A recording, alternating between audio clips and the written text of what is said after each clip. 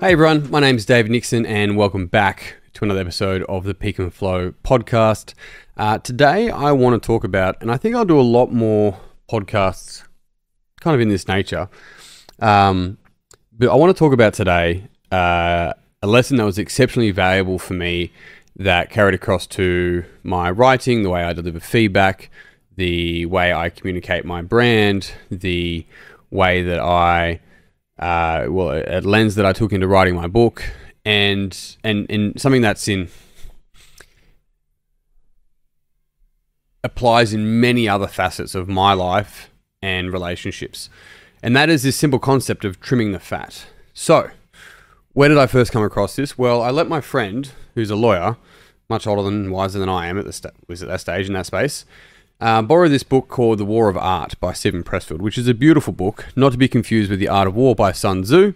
The War of Art, which is one of a series for Steven Pressfield, and it's fantastic. Break through the blocks and win your inner creative battles, where he really does go on to talk about resistance and how to work in the face of resistance and where resistance actually arises, and to be able to put yourself in a position for the muse to find you and so forth. Now, the reason why this is such a powerful book is because there is a total of 165 pages, including the artist's life. Now, some of the pages you'll see, if I was to show you, would look like, for those watching online, literally 1.5 pages of content would count as 2, and the book is about the size of the span of my hand. So it's actually quite a small, simple, and concise book. And when I gave it to my friend Scott, he gave it back to me. He's like, it's great. He's like, there's no fat on it. And what he was getting at is that, as Steven has written, he's trimmed all the stuff, trimmed all the fluff. What happens, and I probably did this with my first book, is that you can get something like this and it's easy to fill it out so that it's 300 pages, but you're kind of repeating the same message. What Steven did was to make it concise and to the point. I've also heard it before in relation to jokes. I remember Bill Burr saying he loved this particular joke. He goes, every word in that joke was necessary for the joke. There was nothing unnecessary for the joke. There wasn't things in there for the sake of things being in there.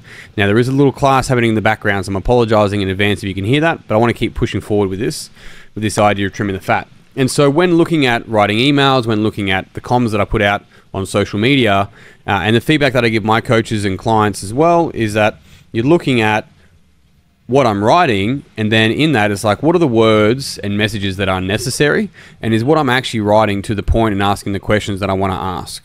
Now, this becomes really important because if we've got extra fluff and extra content for the sake of it, why is it actually in there? Is it on behalf of you, the author, the writer, the talker, or is it on behalf of the person consuming it?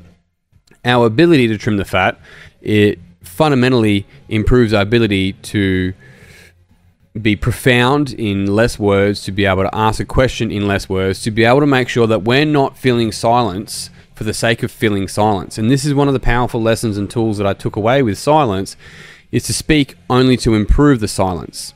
And so when considering trimming the fat, am I just adding stuff for the sake of adding stuff? And I remember doing this within school, because we had to write 2,000 words for an essay or a story, so I would fill in words for the sake of doing it.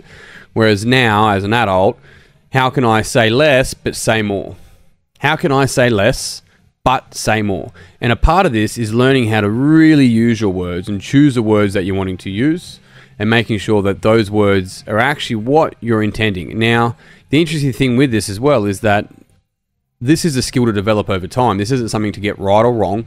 This is something to continually develop, in the same way painting is something to continually develop. In the same way, like running, you still develop running. You don't just run or not run. There's a development, a progression, a learning, a skill acquisition within running as well. And that's exactly the same when it comes to writing, expressing, and really attempting to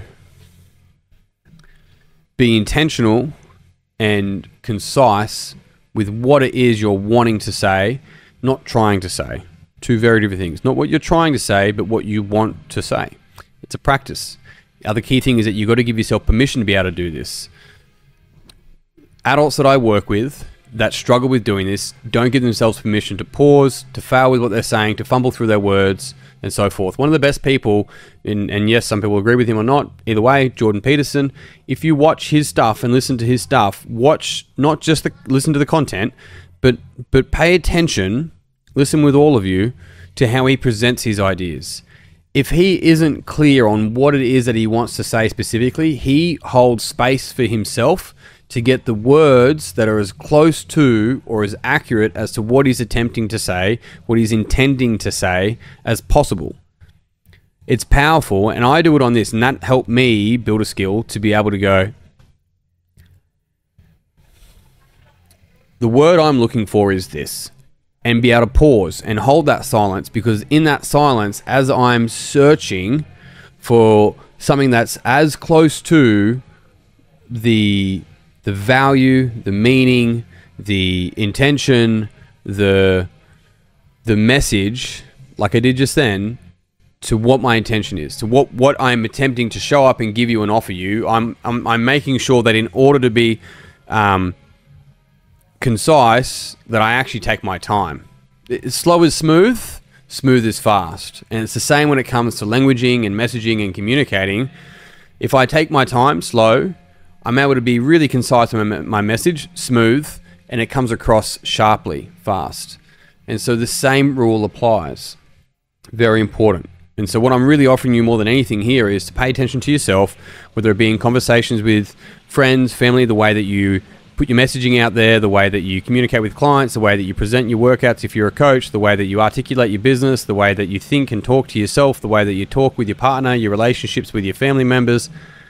Are you adding things for the sake of adding things?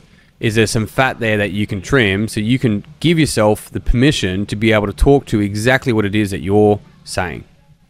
Trim the fat. On that note, team, I'm done. Thank you very much for joining in to this podcast. If you enjoyed it, it would mean the world to me if you pass it on to someone else that you think would also enjoy it. But that's all me done from now. If you want to find out more about our trainings, retreats, my book, all sorts, you can sit it in the show notes. Otherwise, I'm out. Until next time, peace and pizza. I'll see you soon.